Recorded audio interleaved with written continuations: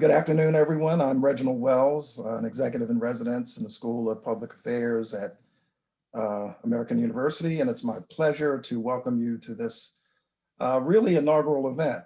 This is a presentation via collaboration between TEI and Key Executive Leadership Program. And as I was thinking about this event, I was reminded of one of my favorite movies, and maybe yours, and that scene at the end where Rick Blaine is walking on the tarmac with Captain Louis Renault, and he remarks, "Louis, I think this is the beginning of a beautiful friendship." And while we have been friends, obviously, much longer than this event today, it really is a pleasure for Key to be partnering with TEI and Michelle. And as I was sharing with her when we were preparing for this, I have a very strong affinity for the Treasury Department and particularly the Internal Revenue Service. I grew up in a household with a woman who worked for IRS and taxpayer service. And she always made me say when I was talking to my classes that she was on the service side, not the collection side, because usually that draws a little bit different reaction. But after 45 years, she retired very content with the work that she did. So I've always had a strong affinity for Treasury and for IRS. This is really an important session we're having today. This is a three-part series, panel series. These things don't happen without a lot of good feeling and collaboration between entities. So my fearless and kind leader, lovable leader, Patrick Malone, wanted me to extend greetings to all of you. And this is important because we live in such volatile, uncertain, complex, and ambiguous times that we're bombarded almost constantly by these existential threats, many of them cascading, and we're a week into a new administration, brings great promise given the kinds of things that they're tackling, the executive orders they're establishing and the things they're rescinding. But in order for us to anticipate what's coming, it's important to hear from people who have their finger on the pulse of very important issues.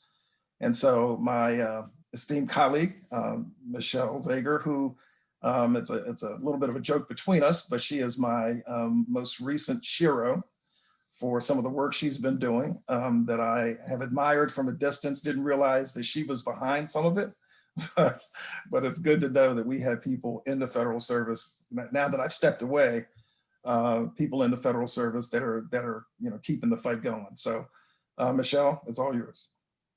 Thank you so much. And Reggie's going to be hanging with you all in the chat while I start talking with the panelists, because we want to get right into the substance today. We have so much ground to cover, and I'm going to be round robin questions for panelists, with the first round just being a baseline, so we understand where we are before we start talking about where we are going and perhaps how we can influence where we go. So I would like to start with Brett on what grade would you give the economy, and what are the indicators and authorities that you monitor?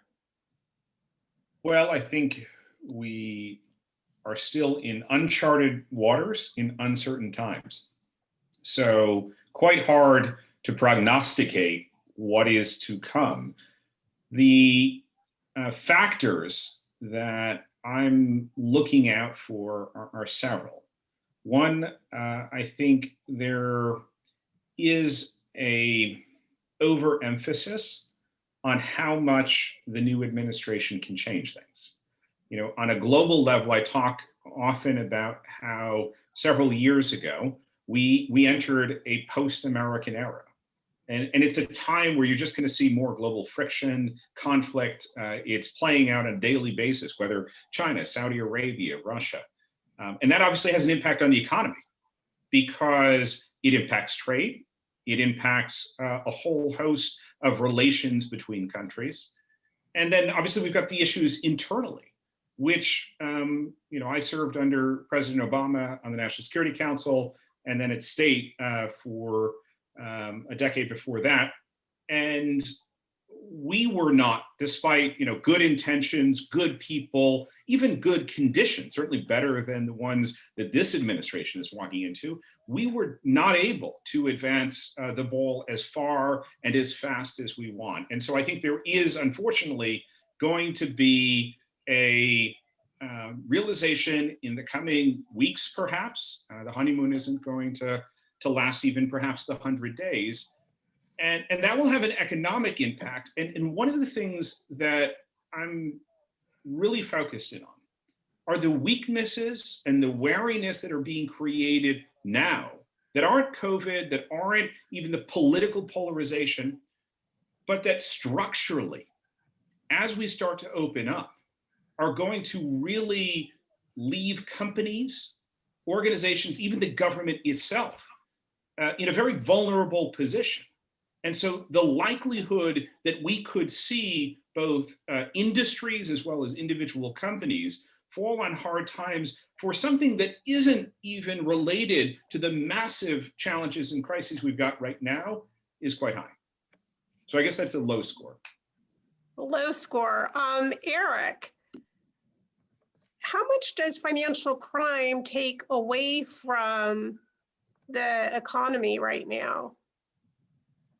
So to that score, I mean, I want to step back to start and just think a little bit about why crime is occurring. I mean, when you really think about it, normally it's done for one of two reasons: either power, including the power of one person over another, or money. And often it's a combination of the two. So when we think about financial crime, the real question is about that financial component of crime generally, and how it does affect either the government side or individuals, whether it's domestically or overseas or both. And that financial component is a major problem. I mean, some of the figure, I'm going to throw a few figures out here just to give you a sense of the scope. And the UN Office of Drugs and Crime estimates that annual illicit proceeds total more than $2 trillion globally. And the annual proceeds of crime generated in the US is estimated to total approximately 2% of our GDP. So those are big numbers. Those are very large figures. Let's bring it down to something a little more understandable: healthcare fraud.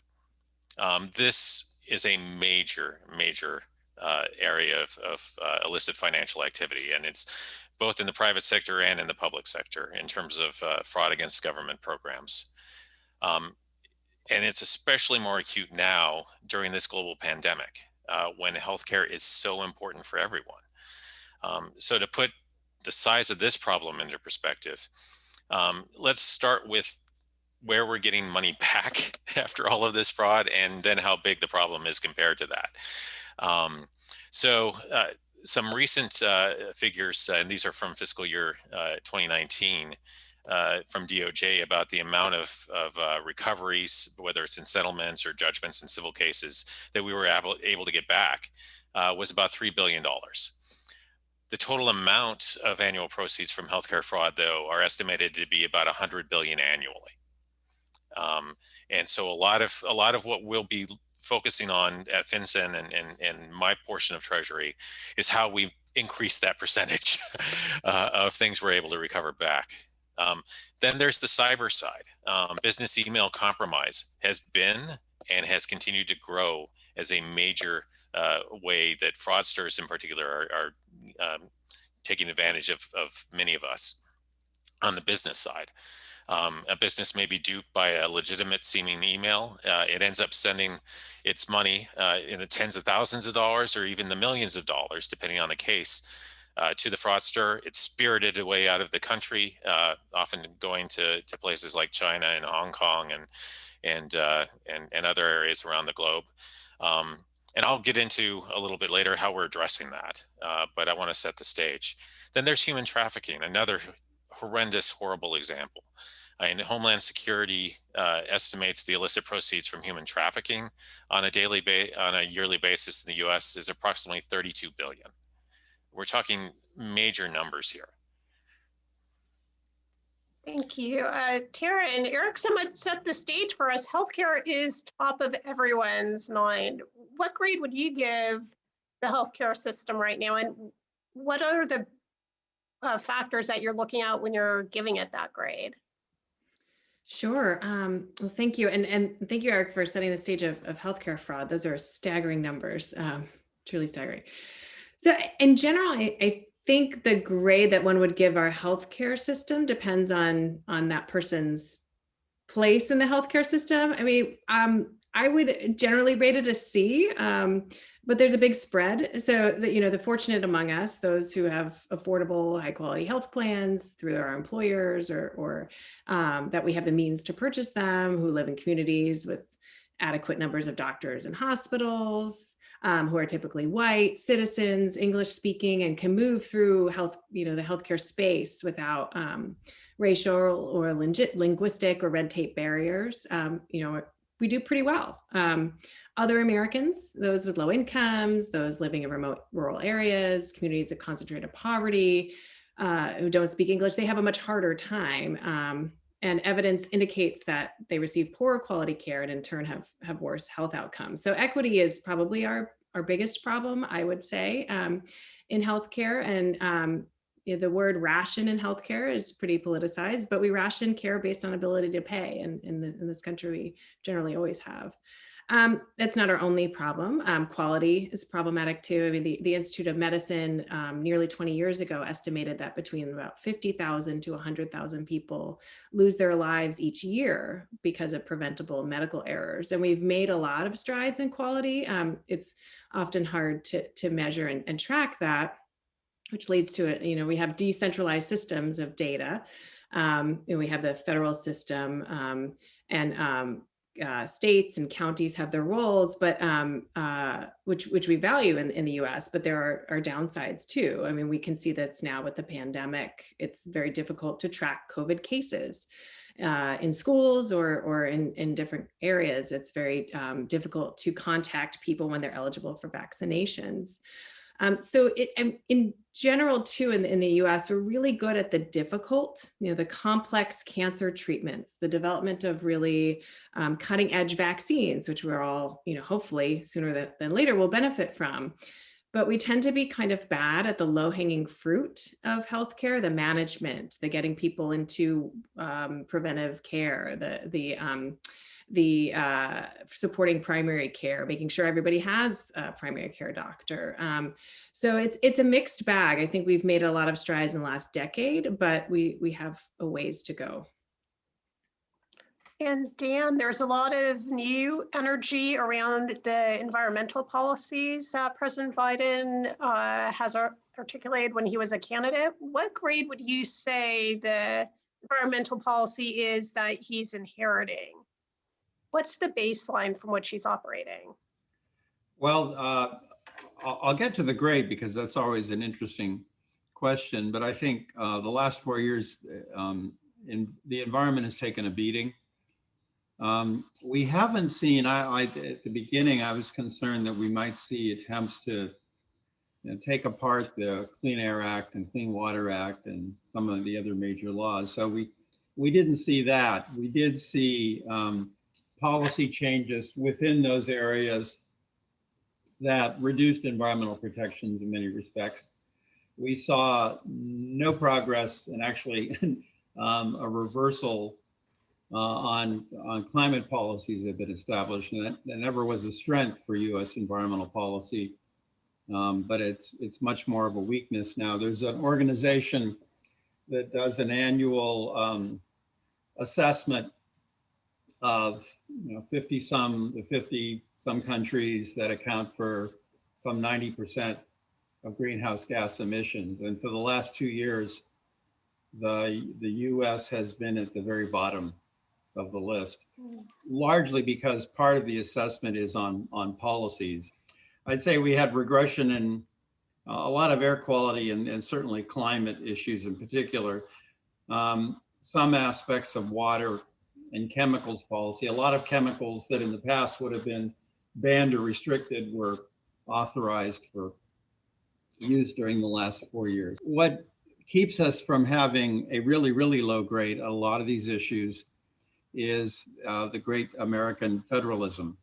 And that we have a lot of states that are very progressive, in particular on climate and energy issues. I mean, I would say if California were a country, it would rank up there with the energy and climate leaders of the world. But New York, New Jersey, a number of other states are moving very rapidly to deal with climate issues. Virginia, the latest to join the Clean Energy Club, because 6 seats flipped last year in the election in the state legislature, and now with the Democratic governor, Virginia adopted I think they call it the Clean Economy Act, which commits to electricity generation with renewables. It authorizes a major offshore wind site. So we're seeing a lot of activity at the state level. At the federal level, we're at a period of rebuilding now. And I think we're going to be seeing a lot of attention, obviously, to the climate issue. I think California will be allowed to proceed with its fuel economy standards and greenhouse gas emission standards. A lot of other states will have room. We'll see more efforts to deal with emissions from coal-fired power plants. And coal has been, I mean, a lot of the progress the U.S. made in recent years is because natural gas is replacing coal in electricity generation, which has had some good health as well as climate impacts. So for all those reasons, I'd say a fairly low grade on climate, maybe a bit better on some of the issues, but federalism and leadership in a lot of states has sort of kept us in the game. And now we're going to see a lot of re-engagement internationally as well. Thank you. And for all of our participants, please remember to put your questions in the chat. I'm going to be doing one more round robin before I'm going to be throwing it to Reggie to ask questions that y'all are putting in. So please remember to put some questions in the chat. We're still talking about the baseline here before we talked about trajectory.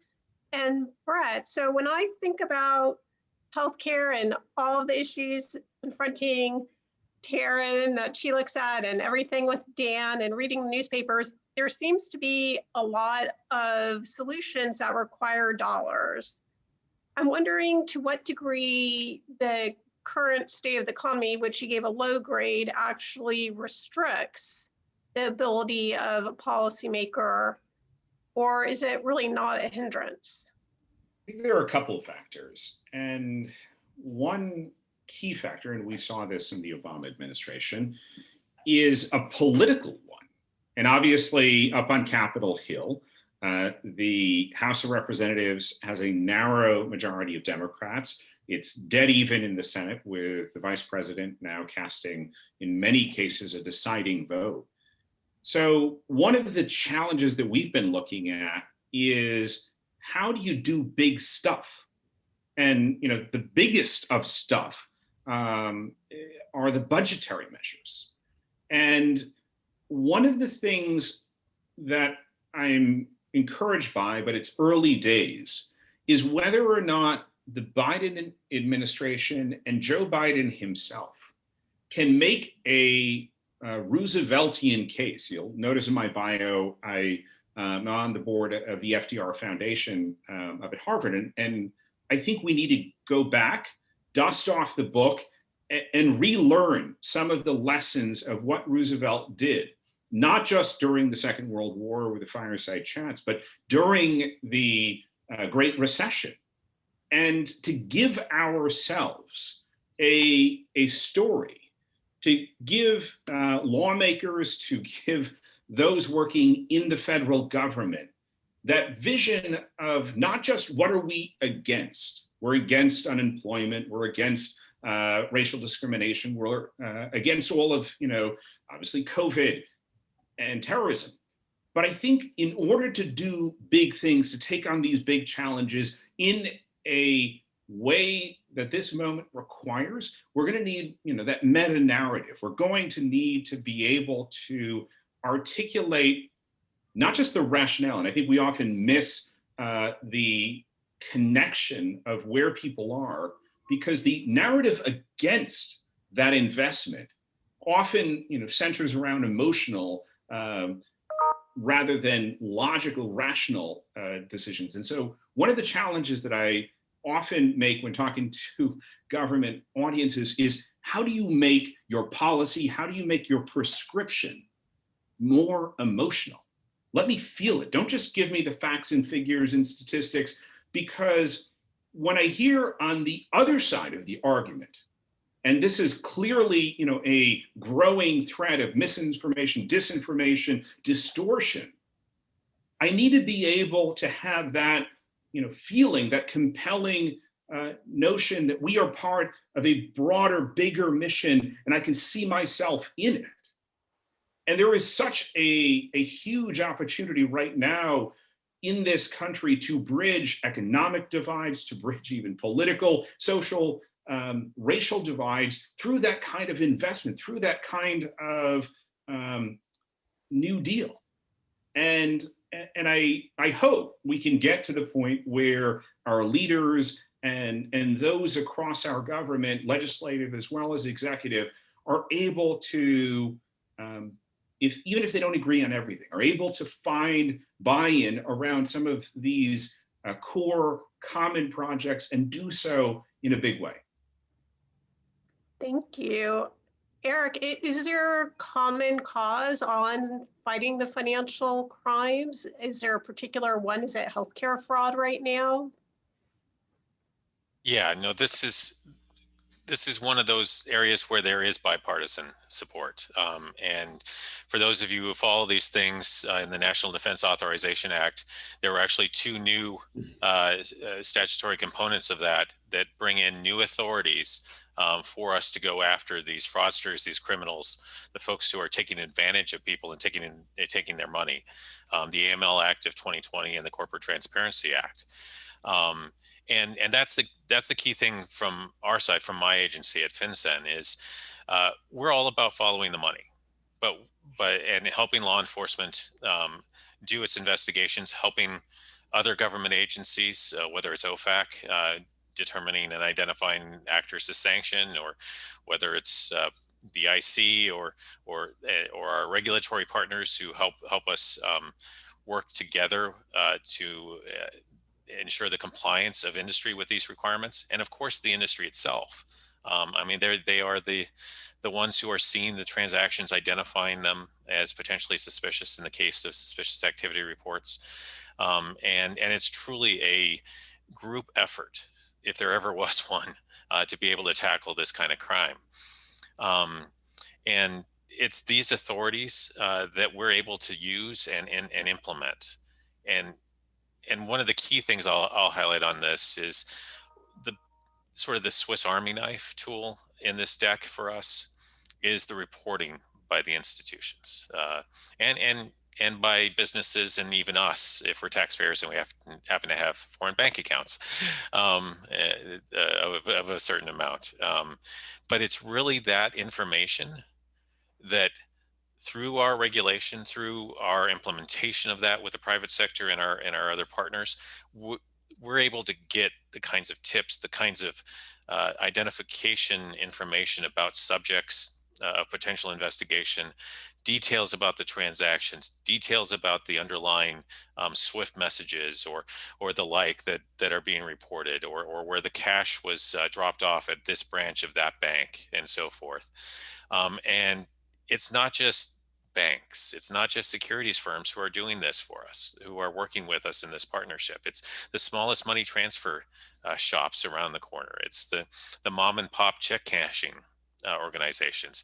It's the convertible virtual currency exchangers and administrators that we covered as well. And it has a definitive impact on people's lives. When you're an elderly person and you're facing the prospect of elder financial exploitation by a fraudster, or even worse, a relative, this kind of information helps us. It helps law enforcement. It helps a number of different nonprofits and others in working with law enforcement to identify who victims are, and identify the networks and facilitators of this, and bring them to justice, and hopefully get that money back. I mean, in many cases, it's life savings. So these are the strengths, and with these new authorities that we've been granted, which are extensive, and particularly on the corporate transparency side, will sort of lift the veil of corporate ownership and who's really the benefiting partners behind certain legal entities. We're going to be even more forceful and capable in helping identify and both disrupt and deter this kind of activity. Thank you, Taryn. I think there's some confusion right now. We have COVID-19 on the brain all the time. It's, just screaming at us when we turn on the news.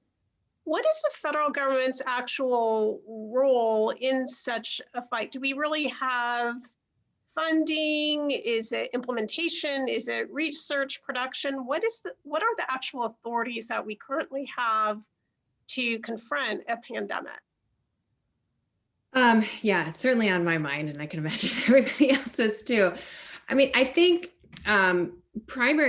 I think it's important to recognize the federal government's role in expanding insurance and providing insurance. I mean, despite millions of jobs lost and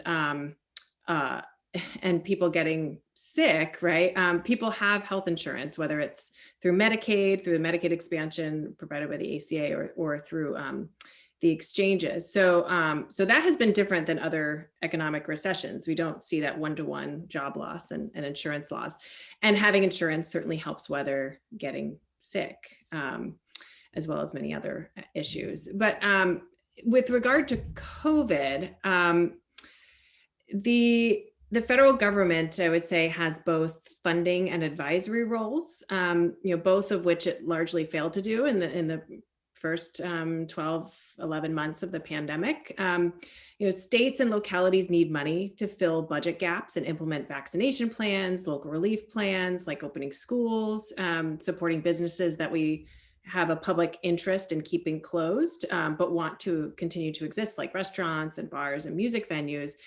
But states have lost between 10 and 15% of their tax revenue, but they have the primary responsibility of administering this huge vaccination plan as well, and are implementing these policies with relatively little support to date. So they do need help. And the March 2020 relief bill included support for states and localities. The December 2020 did not.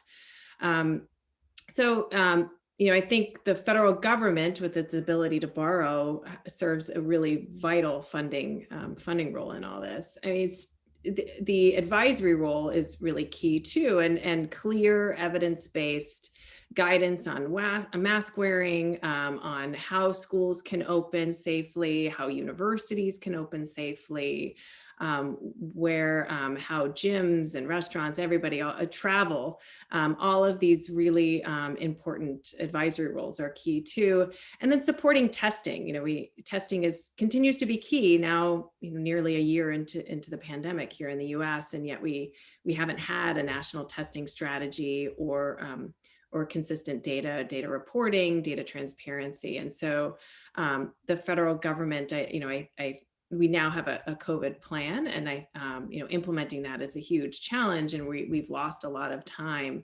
But I think, moving forward, those funding and advisory roles will continue to be key. Thank you. And Dan, you gave the current environmental policy a low grade. And one thing that the narrative for the press is normally Mother Nature versus jobs. How do you make that into an and, particularly in these very hard economic times?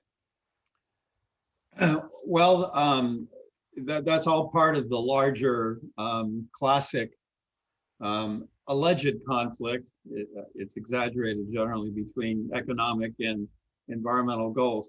So here's what we know about environment and jobs. There's been a lot of studies that have looked at the impact of environmental regulations on employment. And what we find is that sort of overall, when things net out, that there's a very minimal impact. We do know that, in public policy, we talk about any policy change creates winners and losers. And similarly, as we think about, say, clean energy, yeah, there are going to be fewer jobs in the fossil fuel sector, potentially in nuclear, depending on what decisions we make about nuclear energy. But we're gaining a lot in other areas. And so renewable energy, wind and solar are very rapid growth areas for employment. Energy efficiency has huge job potential. Investment in infrastructure, mass transit, those kinds of things that can help on the clean energy perspective are very positive for job creation. And there have been some studies that have found that a dollar invested in clean energy delivers usually 2 to 4 times as many jobs as a dollar invested in fossil fuels, partly because the fossil fuel investment is not going overseas, partly because a lot of renewables and energy efficiency are more labor intensive. So if you're looking at a specific situation, should we build this pipeline or not? Yes, there are clear employment impacts for the people affected. Just as if you decide to build a new wind farm, or you decide to launch an aggressive energy efficiency program, that creates jobs.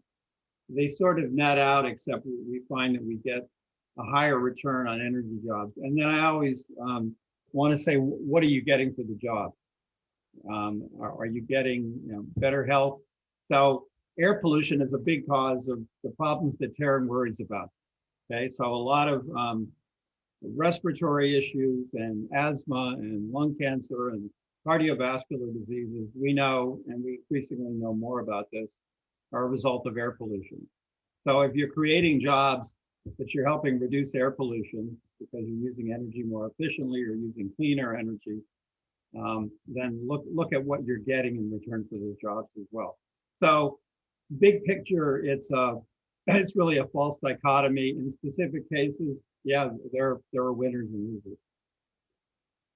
And Reggie, do we have questions for the panelists in the chat? We certainly do, Michelle. Let me share some of those. This question is for Eric.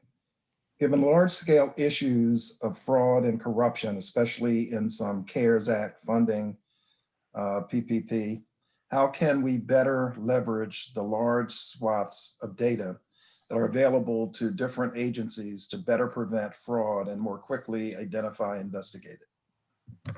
So thank you for that question. That's precisely what we're doing. So it comes to all those different partners that I talked about earlier. They all have a role to play. And I'll talk a little bit about some things we're doing more externally focused, and then some of the things we're doing internally. Externally, when it comes to all the COVID-19 relief and different ways of making sure people can continue to live and pay the rent and everything. Yes, there has been a lot of fraud targeted against that. And fortunately, the institutions that are seeing the transactions, they are getting on the horn to law enforcement. They are getting on the horn to the inspector general's offices of the different regulators that might have a play. And these people are being identified and brought to justice. That's why you see all these different releases from DOJ and other law enforcement departments about how they brought this one indictment of this group or these individuals and so forth. So it's definitely a part of that happening. The other piece of it is us being able to share what we're able to see from the totality of the data that's being shared and sent to us, from the insight from law enforcement that's doing the investigations, and provide those typologies and red flags that help the institutions better identify the underlying activity. And so we've been issuing a number of advisories related to different aspects of fraud, the most recent of which was on unemployment insurance fraud. But we've covered everything from the cyber aspects occurring with COVID, with a special emphasis on ransomware, That is quite frankly a huge issue these days, and a growing issue, not only to people's finances, but to their data, and including those who are trying to do the vaccine or move it to where it can be used, having those folks being targeted through ransomware attacks. But the internal piece is just as important, and that involves us as government agencies, both internally ourselves, but in partnerships with each other, taking innovative approaches to use new tools, big data analysis tools, and so forth. So for us, we're applying different principles of artificial intelligence and machine learning to this challenge. We're still relying, quite frankly, on the beating heart, literal beating heart that is our analysts, to go through this reporting, to read through these narratives that are part of the SARS, for example, and to train the systems that we have to better identify everything. And it's that tandem of technology and people working together to identify things that is key. But the other piece of this is giving better support for innovation in the private sector. And we've done that too, with a joint statement that we issued along with the federal banking agencies like the OCC, saying, be responsible about your innovation, do it in a way that supports our underlying anti-money laundering and countering the financing of terrorism efforts. And if you fail, hey, that's okay. We're not going to hold it against you. If you succeed, we're not going to move the goalposts on you in terms of your compliance expectations. And that's been very important. And then we've also been working with industry to understand what they're doing, what kind of new systems and technologies are out there, how they're going to change the way money is moved or value is moved, how it could improve the way we approach compliance, both in the private sector side, as well as our analytical and investigative side here in the government. So I think that's the approach we've been taking. I think it's the right approach. Obviously, it takes money, it takes people. And that's always the challenge for the government side in particular. But I think we're on the right path. And the final thing I'll leave on here is it's really about effectiveness. It's not about technical compliance. We're trying to get away from just that focus of technical compliance to one on, are we effectively creating results? Are the outcomes what we want? Are they at the level that we want? And so we've issued a rulemaking, an advance notice of proposed rulemaking on this effectiveness idea. We're setting priorities that everybody can focus on. That's also in the NDAA requirements now as well. So there's a lot of different ways that we can approach this in an innovative way to deal with both the massive amount of data, but also the massive amount of challenge with the illicit financing. Thank you. And there was a comment from N. Durand that said, yes, spend 1 billion to save 10 billion. This next question is for Brett. And it reads, following up on what Brett said, what would you say to those who resist increasing federal spending in parens and thereby further increasing the deficit? How do you balance potential New Deal initiatives against the potential economic impact? Well, I think there is always this challenge within government, whether it's political folks or career folks, who tend to play more defense than offense. I don't mean offense in the sense of going on the attack so much as really trying to frame the discussion and talking about the impact and the value, not just what we're spending. What does it get us? And that's where the emphasis needs to be. Painting the picture vividly, and as I said before, emotionally, in terms of what do we want to create, not just for ourselves, but for our children, and really spending the time, doing the effort. We work with a lot of corporations now who have a whole host, especially in the last year, of corporate social responsibility, social impact programs. And there can be this tendency there, and I certainly knew it when I was in government, of rolling out the impact by anecdote. Oh, look, we have a girl here in Afghanistan and she's got a book, and isn't that wonderful? And all of us know it. We sit in the meetings and we listen to it. But how are we telling that macro story? How are we really helping both the leaders, political leaders on the Hill, their constituents back in their states and districts to understand that what we're trying to achieve is not only in their self-interest, it's something relatable. And I thought it was really interesting, the comment that was reported last week ahead of the inauguration, that Biden has started tearing up some of these policy papers and saying, if the man or woman on Main Street in Youngstown can't understand this, cannot relate to it, I don't want to say it, I don't want to see it. And I think that kind of mentality ought to permeate through the government system. Because as a recovering government communicator myself, I have fought many a valiant battle against the acronym and the overcomplication of the simple. So how do we make it simple? Let's not try to get every fact and figure and stuff it into that fact sheet or press release. Just make it simple. And that will be sticky and it will help to sell it. Well said, Brett. This is not so much a question, but a comment as a follow-up by P. Selby. I am no fan of increasing the deficit, but the alternative, in parens, not increasing federal spending, would most likely lead to an even greater increase to the federal deficit due to a decrease in revenues from a failing economy. I realize that this is an oversimplification, but the point hopefully is clear. And we have a few more. This is from C. Phil Cox. Mr. Keifel, excuse me, what data could help us really move the needle on addressing financial fraud?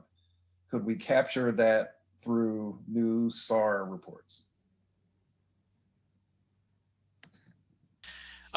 So in terms of where we're seeing things going with the cyber front, what's becoming more and more important for us at FinCEN, for law enforcement and others who are playing in that cyber game, is the kind of identifiers and unique characteristics of the cyber activity, whether it's the IP address, whether it's specific detailed information about the blockchain that is being used. That is becoming more and more important, and that's why we've been focusing on telling filers, if you have this, if you're seeing it, include it. And that's helping us on the tech side and the cyber side quite a bit. And another way that we've been able to do it is the connections we have, the relationships we have with law enforcement and with our partners overseas. So that business email compromise I was talking about, that huge problem. Well, we started a program not too long ago, a couple of years ago, where the corporates tell their banks come to Secret Service or FBI, they come to us. We call our counterpart financial intelligence unit overseas or connect with them in some way to say that these funds got sent over to your country, stop them, freeze them, send them back, and it's worked. And we've actually been able to bring back more than $1 billion over about 3-4 years, including more than 300 million related to COVID-19 fraud over the last 6 to 9 months. So that's the sort of thing that we can be doing. Thank you, Eric. This is from C. Phil Cox to Dan. Do you see a future for nuclear fission, in parens, not fusion? While the technology is not there yet, do you believe it is viable, and could it be a game changer? Yeah, nuclear is one of the controversial topics when we talk about the future of energy. Right now, nuclear plants provide about 20% of electricity in the United States. So it's not trivial. It's pretty significant. And if that were to go away, what would happen? So in general, I think we need to continue using what we have, although the useful life of a lot of those is ending within a couple of decades. The current model, there are a lot of environmental and health and sort of catastrophic issues associated with the current model. But the big issues are the economics. The economics are very tough for existing nuclear plants. And it's hard to attract the high levels of capital investment that you would need. I always look at it as, I've got a great investment for you, Reg. Unfortunately, it may take twice as long to finish it, and it may cost twice as much as we think, but it's what a fabulous investment. And I think it's very tough. I think we should be putting a lot of effort, a lot of research and technology development into the next generation of nuclear, because I think it can play a role. We don't completely know. So, small modular nuclear, sort of different models of nuclear. And I think it's important to sort of keep that door open and make the investment. So I would do that, but I think sort of the current model of plants is going to be very tough to sustain. Yeah, thank you, Dan. Brett, someone loved your term, recovering government communicator. One that resonated with me when you said it. I find myself in that place a lot these days. This one is for Eric. What data could help us really, oh, I'm sorry, I read that one already. This one is for Brett. What tools, approaches can Biden administration use to create that shared story that everyone can connect to emotionally? Yeah, and we have that shared story, but we still seem to have divisiveness and forces against unity. And let me weave a couple different elements into this answer. The first is just a very practical suggestion.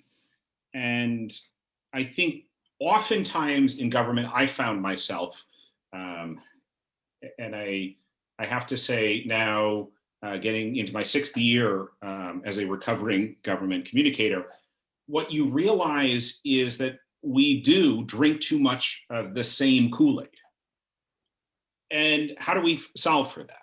Well, let me give you an example of something we did when I was at the White House.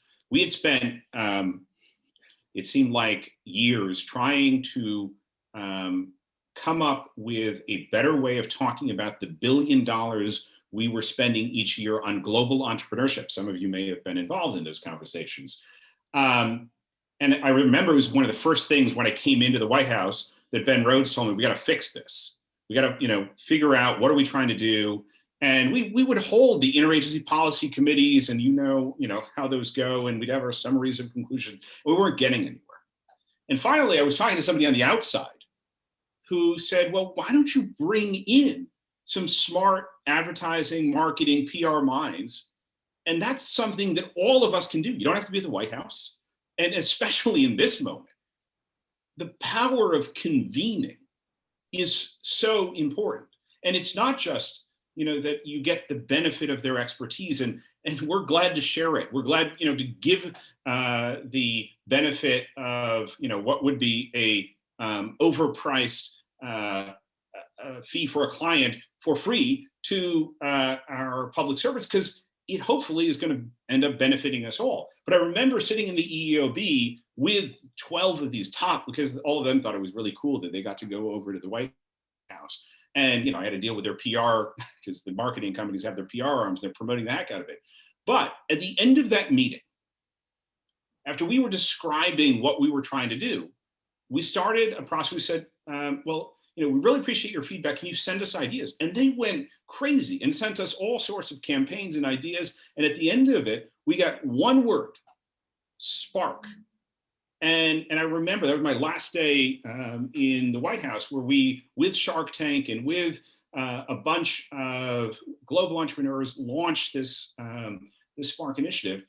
And what it did was, catalyze. It wasn't an acronym, by the way, but it catalyzed the thinking around what we were trying to achieve, of not like adding more fuel to the fire of entrepreneurship where it was burning brightly, but to, on the frontiers of entrepreneurial opportunity, really help to spark some opportunity. And so my point in recounting that story is to say, who can you bring in? And who can you spend some time with, even virtually in these kind of weird Zoom rooms, and saying, help me kind of think through this. And again, you may not get anything more than just, a sounding board.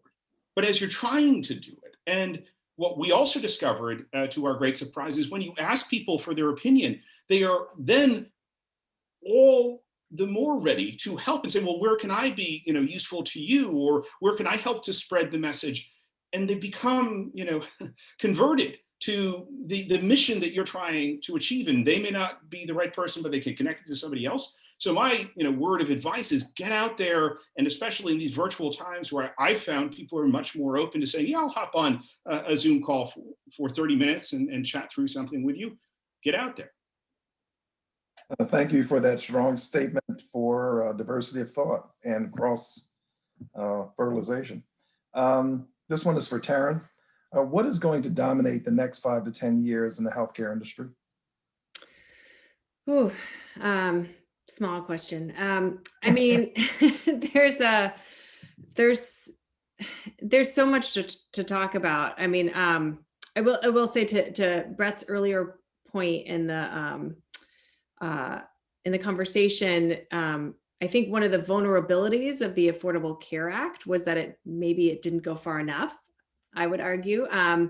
And if you'll remember way back to 2017, it was almost repealed and replaced, right? And I'm sure many of you are very aware that the individual mandate fee was reduced to zero in late 2017. That was the only real legislative change, or major legislative change, I should say, to the Affordable Care Act. So, I mean, moving forward, I think now the ACA has proved resilient for 11 years, despite a lot of challenges. There will probably be, there's certainly proposals to build upon that. We're seeing by executive order, President Biden trying to expand access. He just opened the marketplaces for enrollment for longer periods of time, which the Trump administration had restricted in time. And I think the Kaiser Family Foundation estimated that about 9 million uninsured Americans will be eligible for free or subsidized health insurance through the marketplaces because of this expanded opening. So that's a good thing in a time of a public health crisis, but just in general as well. I think, expanding and sustaining health insurance coverage is the major way of promoting equity in healthcare and in turn health. And I also think that people have, what makes healthcare so complicated and so politically charged is that everybody needs it, everybody understands it, everybody has experience with it, and it's so personal, right? And so I think that can be used to effectively communicate the need for health insurance improvements, for improvements to our healthcare system. I mean, it makes the issue divisive often, but it can also be leveraged for commonality too. I think, some work can be done by executive order. I think longer timelines are via the regulatory process, like repealing restrictions on immigration, like the public charge rule, or making kind of these skimpy short-term insurance plans that were extended in the past 4 years, actually short-term again, not just 364 days plans, and reinstating ACA outreach funding. And then there's been legislative proposals that, some could be done through the reconciliation process with just a majority in the Senate. Some require regular order. This is creating a new public health insurance option, lowering the Medicare age to 60. I personally would think that those have a lower probability to increasing eligibility and the amount of subsidies in the marketplaces to purchase health insurance. So, I think this will require a lot of political capital, and I'm sure all of you remember, a decade ago, how much political capital was spent on the Affordable Care Act. It was a huge legislative effort, our biggest social policy accomplishment, I would think, really since Medicare and Medicaid were created in the 60s. So I think COVID has put healthcare again front and center. but I think we're in a different place politically and policy wise to move forward. Thank you for that answer. And I'll throw it back to you, Michelle. Great. We're going to look at this last half hour with the panelists about what specific steps do we need to take to make 2030. If I asked these panelists, we would give it strong grades for everything we're doing. So Brett, you didn't exactly give the economy currently a great grade. If we wanted to see that boosted in 2030, when I ask you the same question, and to include having the economy be more inclusive and equitable, what do we need to do now? What can the people on the line start thinking about and actually doing? Well, and maybe I'll sound a note of some caution here, because on any number of inclusivity factors, whether it is economic, racial, gender, social, geographic, I think there can be a tendency to not make the process of inclusivity inclusive. And what we've seen clearly in recent years is how some of those changes, and look, there were a lot of efforts, early efforts in the Obama administration to address whether it was, LGBTQ, racial, gender imbalances. But, in reflecting on it, in reflecting how we got to the point where we are right now, I think the challenge both for leaders, for those in government, and for advocates of some of these issues is how do we bring everybody along with us, or more people? There certainly will be those who are going to be intransigent and are going to have issues, but I do think there's a way of accomplishing some of these objectives that are certainly worth trying out, and worth from a government civil servant standpoint. How do we build those bridges? How do we ensure that we are doing the hard work, which clearly all of us understand, having witnessed the events of the last few years, last few months? We've got to find a way to get, to common ground. We definitely have to become a more inclusive society. We have to address some of the historic and the current injustices and imbalances in the system. But I do think that there is a real need for us to look at ways in which we do it by not creating deeper divisions, because that will create the instability, will create many of the issues that we have. And again, I'll just end with another example from my own time working overseas as a diplomat, where we faced a number of challenges around how do you empower women in Iraq. I was working on a provincial reconstruction team. Some of you may have done those in Afghanistan and Iraq. And all of our women's centers were shut down across Iraq because they just didn't work. They were well-intentioned. They were trying to empower women, but at that time, in that place, it wasn't, the vehicle for reaching the women that we wanted to.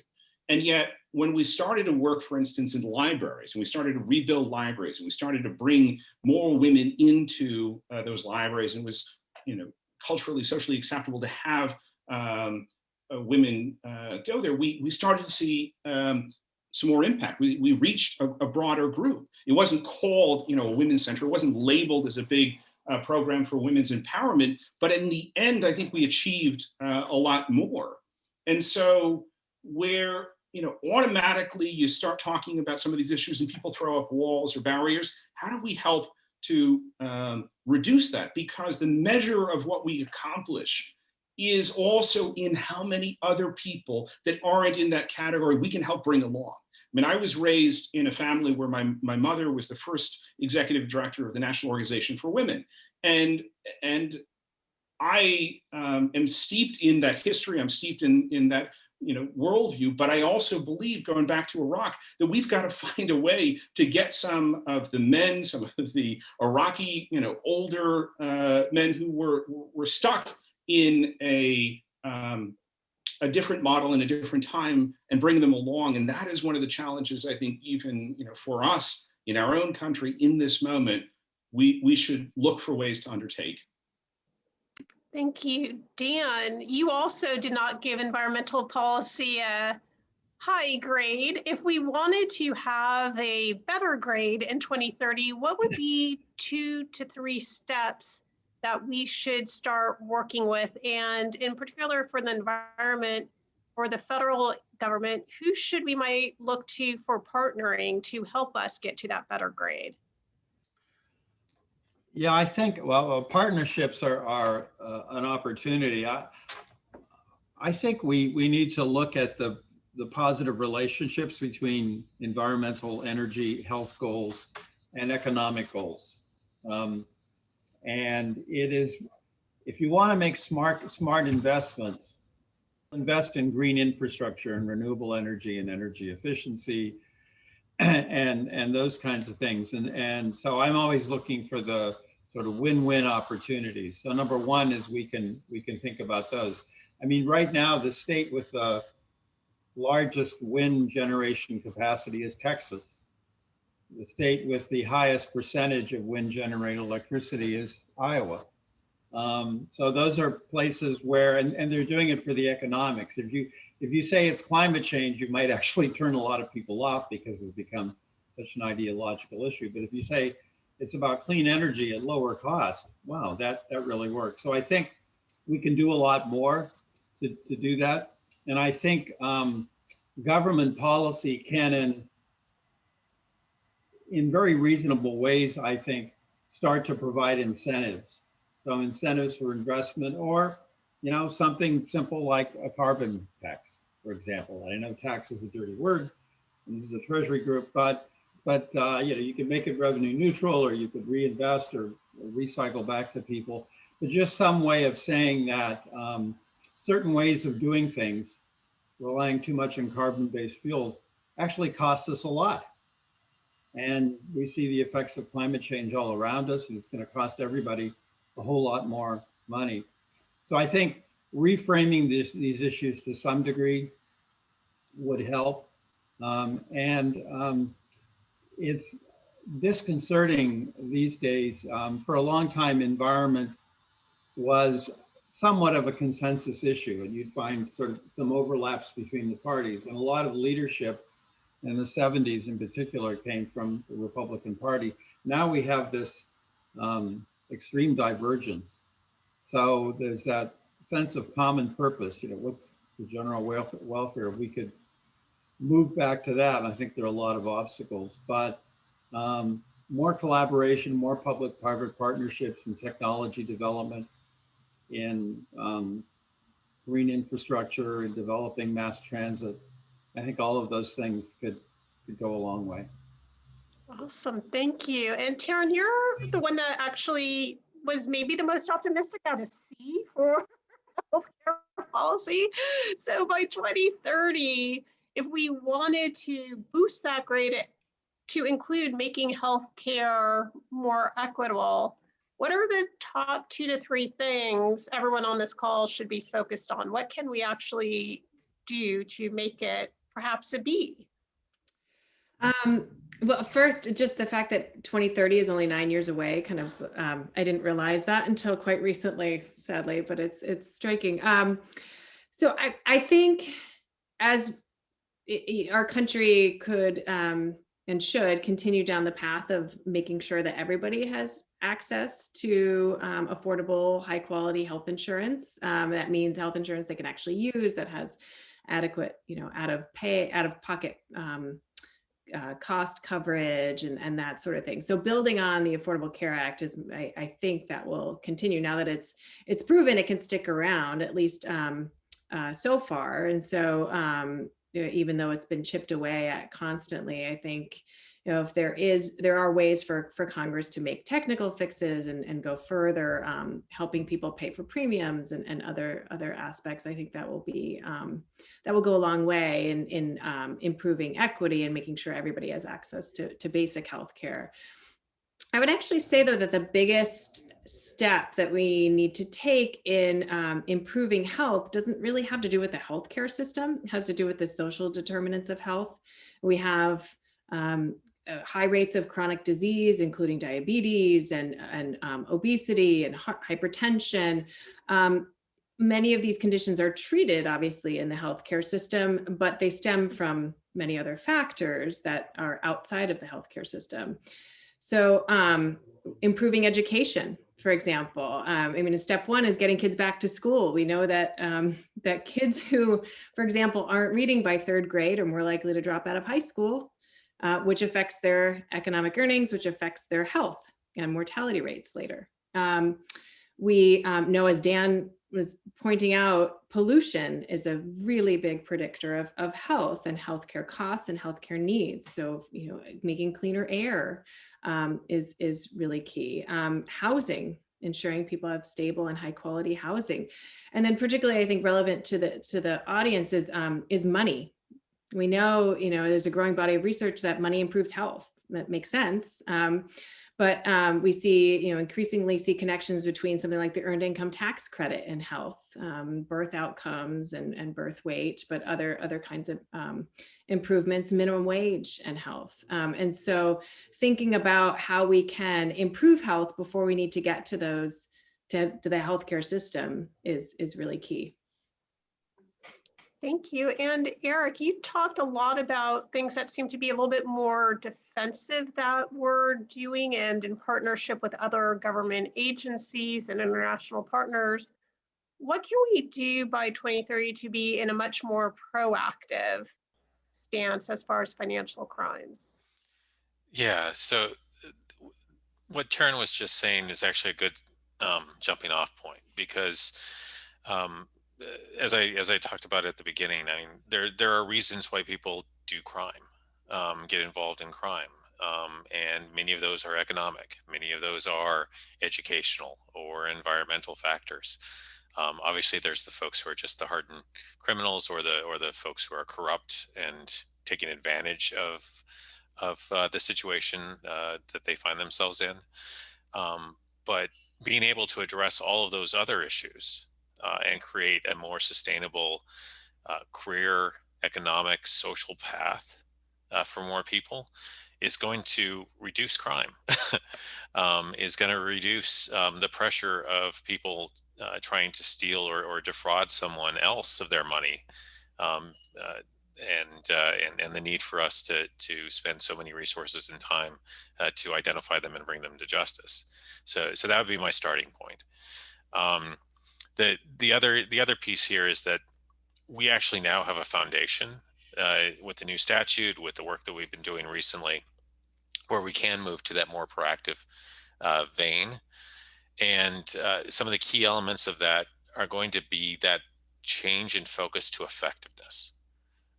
Really trying to hone in on what are we doing across the Bank Secrecy Act regime, if you will, to have the outcomes we want, and can we measure it, and can we show the value that is being produced.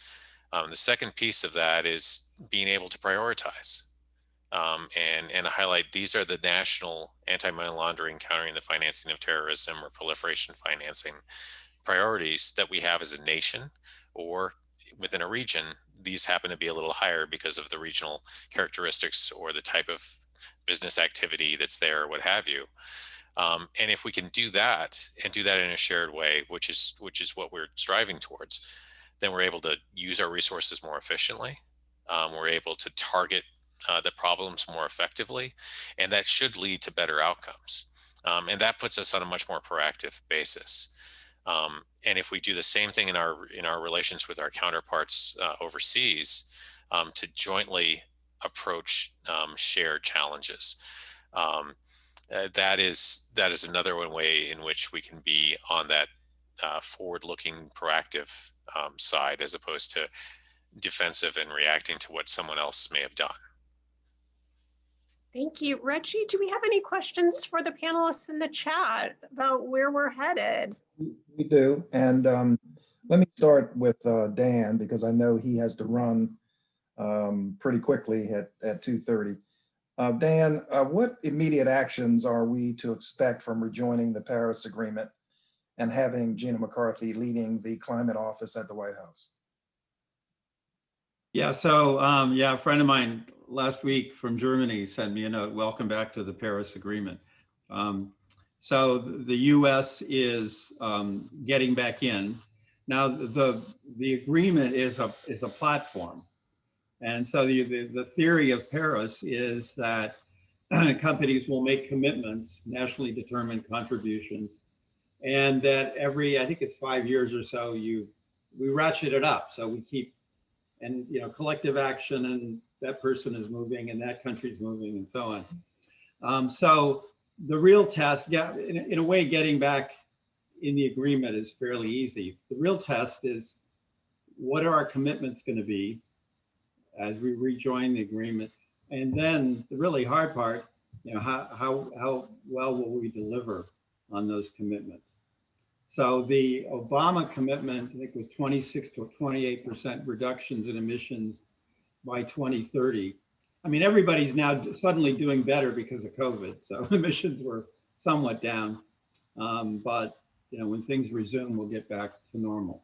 So the key is where we go from here. And with the 50-50 Senate and a very close House, of course, it's going to be tough. And we can all watch Senator Joe Manchin, who's, I think, a very key person on energy and climate issues in the next 2 years. Gina McCarthy brings tremendous energy and wisdom to the climate fight. If anybody can make a difference within the administration, I think she can. She was a real leader when she was at EPA on climate issues. And she sort of focusing on the national policy and John Kerry on the international aspect. I think if anybody can move us in the right direction, they probably will. Great. And these other things are not so much questions, but I would characterize them as food for thought, and I would sort of share them with the entire panel. One says, who defines inclusivity? Western views don't propagate globally. I think that plays off of comments that Brett made. Says multinational companies gain books to glean from. Another one said food for thought, solutions identified by looking at the problems we have from the space that caused the problems generally perpetuates the same problems in different manifestations. And then the final one was, and it goes on to say, to keep in mind as we find our paths forward, be sure to ask ourselves, from where are we approaching our problem as we look for solutions?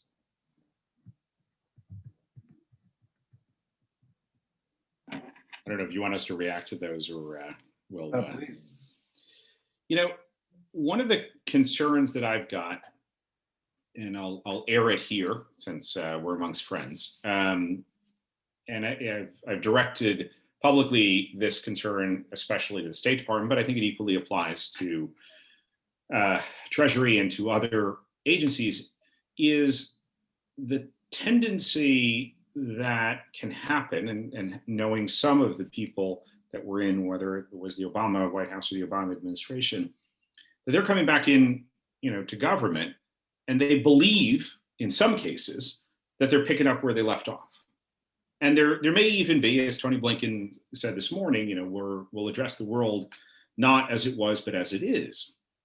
And yet, I do worry that there are too many of the faces that were in government 4 years ago. One of the things that I'm advocating for, even though I'm not either a current career official, nor am I seeking a political appointment, is we got to elevate the career staff, elevate them beyond where they were before.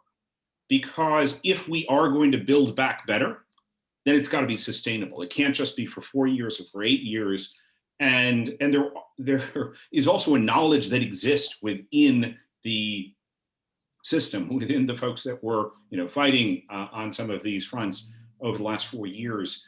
And I really encourage that there is an advocacy and an effort to say, where can we contribute more? Not just where we were before, but now going forward. Because I think this is a moment for the career staff to say, we should be more involved in the decision making. We should have more senior positions. We should really rethink what was a steady erosion of the career path in many respects. And let's do it now when we're really reconstituting, recalibrating, rethinking. And so I offer that just as a thought in terms of how, from a staffing, a strategic standpoint, a structural standpoint, things are going to move forward, because there's a lot of goodwill, there's good words, but we got to meet those good words with actions and with real change. Thank you, Brett. And there's a question here. Is there an opportunity for, well, first of all, before I go there, did anyone else want to comment on those, the food for? Yeah, if I could, Richie. Please. One other sort of way of thinking about this is, and I'm a huge proponent of this, is horizontal thinking. Looking at how things connect, and understanding that when you pull a string in one place, it does have an effect somewhere. And one of the things that perhaps we don't do enough of is what investment managers do. And people who are trading, they're gaming out many steps, just like a chess player.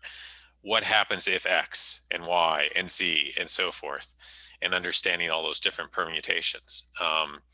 And that certainly happens in the criminal space, in the illicit finance space. But I think us being able to think through things maybe a bit more horizontally, a bit more broadly, as opposed to sometimes the vertical approaches that we do. We go very deep, but we may be limited in the view.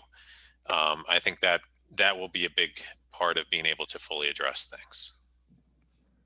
I think those are excellent points. I have a good friend who continues to be frustrated because there isn't enough scenario planning going on, addressing a lot of these VUCA problems.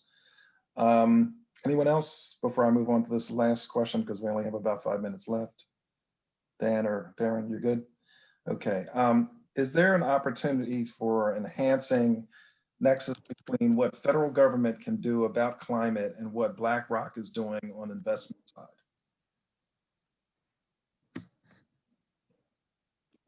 Well, I'll comment first. Yes, I think so. Government policy can help create incentives or actually direct investment into different areas. So I think there should be more communication between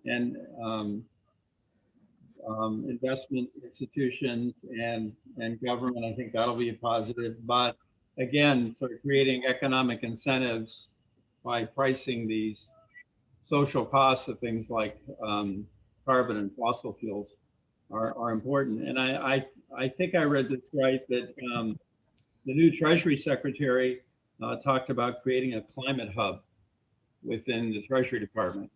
And to really be effective on climate, it needs to be a part of everything you do. And it can be a smart part of everything you do. So it should be part of financial and economic policy, obviously foreign policy, energy, land management, and so on. So integrating climate into all these different fields, I think, can really spill over and have a lot of positive effects. Yeah, that really does follow up nicely to Eric's point. This last comment is really addressed to Brett, but I think it's indicative of a lot of what we've heard this afternoon. Says, great point, Brett. Career feds really do play an important role in implementing these policies. So to more effectively realize success, career feds have to be part of the implementation equation.